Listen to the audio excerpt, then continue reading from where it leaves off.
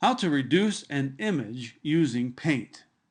We want to reduce images for a web page because of screen width limitations and because large files take a long time to download. We can use Paint to significantly resize, stretch, or shrink an image, but Paint does not have any additional compression features like GIMP and other tools do. Nonetheless, Paint is easy to use and is included in every Windows computer. Web designers recognize that many screen widths are set to 1024 pixels, and widths as small as 800 pixels are still common. So web designers often use a maximum page width of 800 pixels. Of course, this means we want our images to usually be less than 800 pixels wide. Here's our sample file, island.jpg. Notice that the dimensions are over 3,600 pixels wide by over 2,700 pixels high. The file size, the storage file size of this island.jpg is also well over 1 full megabyte in size. Let's now look at Paint. Here's our image, island.jpg in Paint. And of course, we're only seeing what looks like the upper left corner. In other words, we're just seeing blue sky because this is such a large file. So let's go down to the zoom slider in the lower right-hand corner and see if we can zoom in on this file. We're having to zoom in pretty far to get a complete view of this picture. The zoom slider does not change the file size, nor does it reduce the width. It only applies to the current display.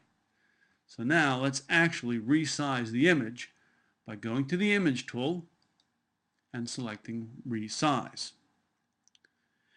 We have two options here. We can resize by a percentage. I should say resize to a certain percentage. For example, we could resize to 20% of the original image. And notice that as I type in the horizontal box, Paint automatically fills in the vertical box to the same value. We do this so that we don't have distortion in the final image. So we can pick a percentage that we want to go to, or we can actually type in the pixels.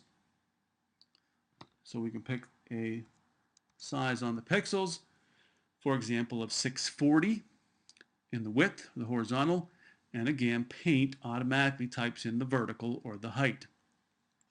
So let's go ahead and select that, the 640 by 480. And let's do a file save as. And let's give this a new name. Let's call it Paint Island.jpg. Now we want to make sure that we are careful in selecting the Save As type, the JPG, or typing in the JPG. If we change the extension here, we may ruin the image. So use the same file type that you began with. And let's go ahead and save that. And let's look at what that did. Here's Paint Island. And that did reduce the dimensions. We're 640 pixels wide.